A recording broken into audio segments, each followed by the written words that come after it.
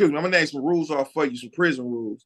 And I want you to tell me why must you abide by this? What can arise from breaking these rules? Yeah. Because some people don't get it. Okay. And I learned a way too about this one. Why is it important when you're walking down the hall not to look in people's cells?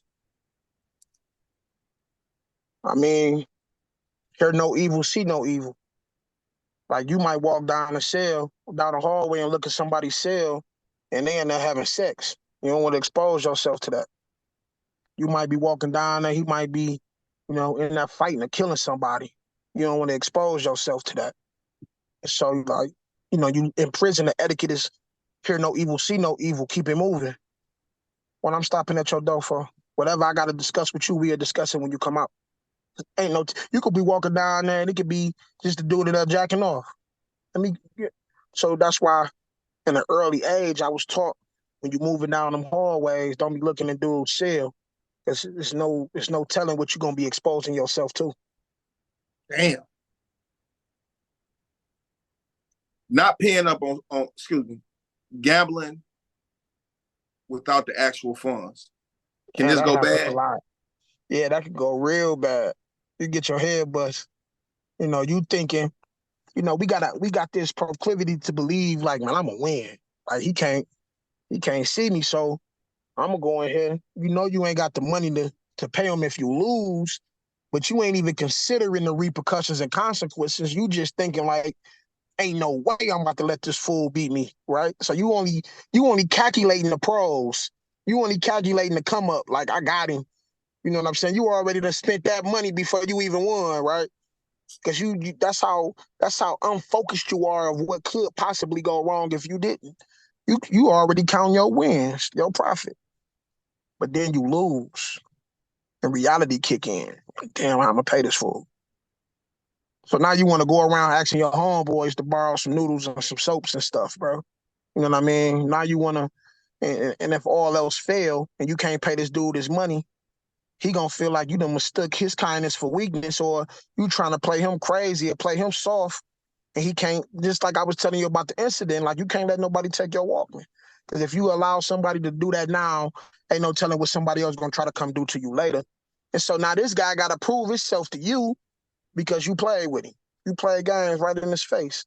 And now you got to get your head bust. And this is where we adopt this principle like it ain't even over the money principle. You know what I mean? Like, dude got money. He probably had money in his cell if he lost. But because you played with him and got him looking crazy, he gotta you forced him into a position to where he gotta do something to you in order to preserve himself in prison. You put him in a weird situation because you wanted to play games. Yeah, you get your head bust playing games like that. It ain't about the money, it's the principle. And people in society, they don't believe that, they don't see that. But we certain people, certain men walk a different path and have a different mentality on how they think. And principle is everything, honor is everything. And so when you try to, abuse and take shots at that principle and honor, and that's all you got, that's what makes you you. You telling me to get paid on my money that you lost ain't about the money. Is you seeing me as a coward? Is you seeing me as weak?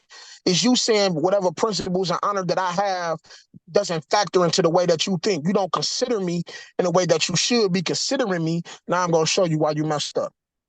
Now I'm going to show you better than I can tell you. You shouldn't have made that move. Yeah. Another one of the three G's. Why do you stay away from games, especially the feminine ones? Why do we stay away from games?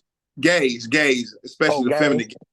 Oh, yeah. Like, man, when I first came down, bro, it wasn't tolerated. Like, if you was a certain type of dude, like, you don't do that. So it's crazy now because I got a couple gays right now that I know that I talk to. Like, they cool. You know what I'm saying? That's your lifestyle. That don't affect me. But in prison, it was different. You know what I mean? I had a different mentality when it came to allowing them around me. And the reason being is because where there's smoke, there's fire in prison. In prison, somebody can see you, hanging around with a gay, and they automatically gonna jump to conclusions like, oh, it got to, what y'all talking about? What y'all got in common, right? Y'all ain't got nothing in common. What y'all discussing?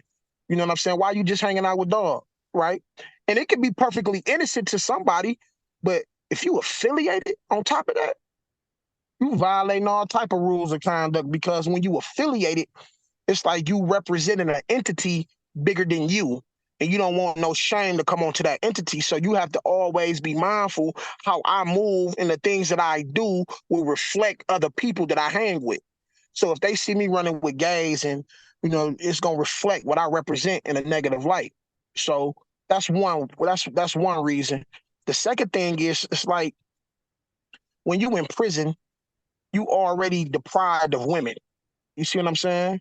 And so a lot of guys fall victim to dealing with homosexuality. Now, you could be a guy that don't even fall victim to it, but if you around it, where there's smoke, there's fire. That perception to be placed upon you. Here's another way you can fall out from it. Now somebody call you, a sissy, or somebody call you gay and you ain't. You just talking a dog. But now somebody done put that name on you. Now you got to go handle your business. You done put yourself into a situation to where you got to fight for something that you ain't even, dealing with, that you ain't even Right. engaging in. But just because somebody put your name in it, and they ain't lying, because they gonna say, yeah, I seen dog on the yard walking with the pump. He ain't lying on you, right? But because it's being twisted and turned, you got to defend your name and your honor. Again, principle, right? So now you got to defend your name and your honor. So to prevent you from even having to go down that direction, to prevent power foresight, to prevent you from even having that smut put on your name, you just stay away from it, because that can lead into you getting your head bust, or you having to bust somebody else's head.